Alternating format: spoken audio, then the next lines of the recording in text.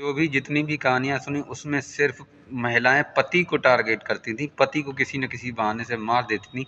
लेकिन ये कहानी बहुत ही ज़्यादा दिल दहला देने वाली है। इसमें एक माँ ने अपने 45 दिन के बच्चे की ब्लेड से गर्दन काट दी। उसके बाद वो हॉस्पिटल लेकर के जाती है उपचार के लिए, और उपचार के दौरान डॉक्टर उसको बोल देते हैं मर गए। और सबसे ज़्यादा वही माँ रो रही थी, चिल्ला रही थी। जब बच्चे के चाचा ने पुलिस में इन्फॉर्मेशन दी तब इस बात का खुलासा हुआ तो लोग ये जानकर बड़ा हैरान थे कि आखिर वो माँ जिसने 9 महीने तक बच्चे को गर्भ में रखा, और वो माँ इसको कैसे मृत्युदंड दे सकती है। आइए इस कहानी को शुरुआत से समझते हैं। नमस्कार दोस्तों, उम्मीद करता हूँ आप सब लोग ठीक ही होंगे। आज की जो सच्ची घटना की शुरुआत होती है वो राजस्थान के जयपुर में एक थाना लगता है रामगंज। रामगंज थाना क्षेत्र के पास में एक हॉस्पिटल पड़ता है, ग्रामी नामी हॉस्पिटल।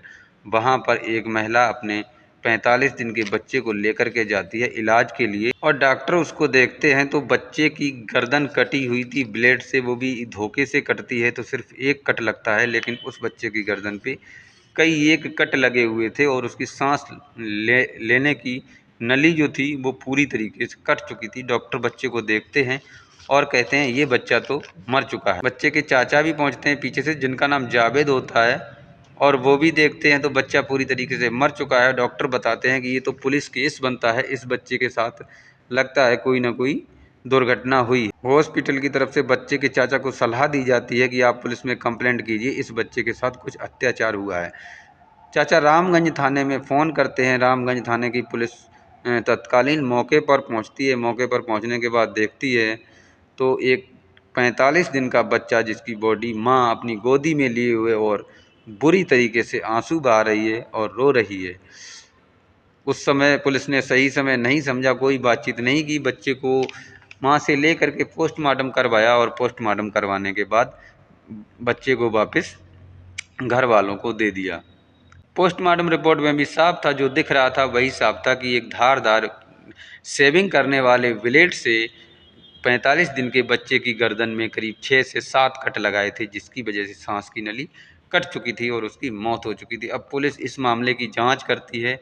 जांच में सबसे पहले बच्चे की मां से पूछताछ करती है, तो बच्चे की मां बनाई हुई मनगढ़ंत कहानी सुनाती है, जिसमें वो बताती है कि मैं कमरे में अंदर कुछ काम कर रही थी, बच्चा बाहर लेटा हुआ था। जब इसने तेज तेज से रोना शुरुआत की तो मैंने बाहर आकर के देखा तो इसकी गर्दन कटी हुई थी, और गली में से मैंने देखा एक कोई रेड कलर की शर्ट पहने गली से मुझे भागता हुआ नजर आया। अब परिवार वालों से सबसे पूछताछ की तो पुलिस को पता चला कि घर में तो किसी ने रेड कलर की शर्ट पहन नहीं रखी है, हो सकता है ये बाहर का कोई शख्स हो। हालांकि घर में सीसीटीवी कैमरा भी लगे हुए थे। पुलिस ने सीसीटीवी कैमरों को उठाया और उनकी जांच की बारीकी से, तो किसी भी अपरिचित आदमी की घर के अंदर कोई भी एंट्री नहीं होती है, घर पे आना नामुमकिन था। अब पुलिस परिवार कई लोगों से पूछताछ करती है, तो पूछताछ के दौरान पता लगता है कि इसका पति अंजुम का पति अहमद जो होता है वो दरअसल केरल में एक जॉब करता था, जो 6 महीने से बाहर जॉब करता था। अंजुम केवल घर पे रहती थी। इसके 2 बच्चे थे। पहला बच्चा जो था वो 13 साल का था और दूसरा बच्चा 11 साल का था। दोनों बेटे ही होते हैं।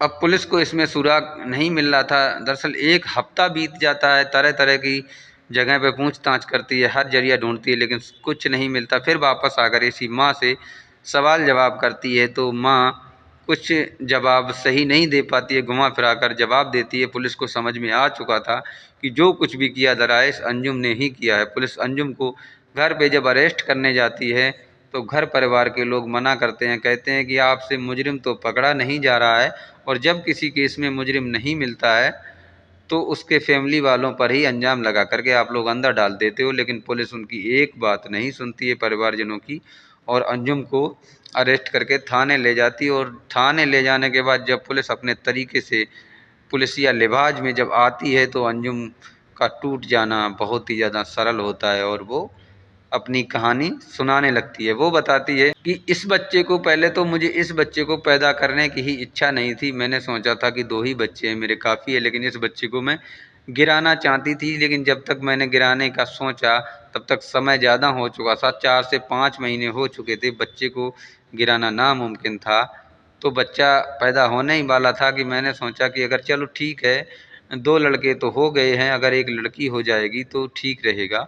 लेकिन ये भी लड़का ही हो जाता है। अब जिस समय से ये पैदा हुआ था उसी समय से उसके दिमाग में उसको ख़त्म करने की प्लानिंग चलती चली आ रही थी, लेकिन सही समय पर मौका नहीं लग पाता था कि वो आखिरकार, और माँ होने के नाते उसकी हिम्मत भी नहीं पड़ रही थी कि उसके साथ ये सब व्यवहार करे। लेकिन एक दिन ऐसा होता है कि बच्चा पालने में पड़ा हुआ रो रहा था, काफ़ी घंटों से रो रहा था। माँ उसको एक आध बार छुपाती है, लेकिन जब वो नहीं चुपता है तो पहले ही वो इतना अपने अंदर गुस्सा को छुपाए हुए रखी थी, उसी गुस्से में जा कर के ब्लेड लाती है और ब्लेड लाने के बाद बच्चे की गर्दन पूरी तरीके से काट देती है और काटने के बाद हंगामा करती है, चिल्लाती है। तो पारिवारिक लोग इकट्ठे हो जाते हैं और देखते हैं कि बच्चे की हालत बहुत ज़्यादा गंभीर है, बच्चा तड़प रहा है। उसको हॉस्पिटल ले जाने की सलाह देते हैं, वो हॉस्पिटल में लेकर के जाती है। लेकिन उसको नहीं पता कि अपराधी कितना भी शातिर क्यों ना हो, पुलिस अगर अपनी ईमानदारी से जांच करती है तो अपराधी का गिरबान कुछ ही घंटे लगते हैं पुलिस के हाथ में आने में।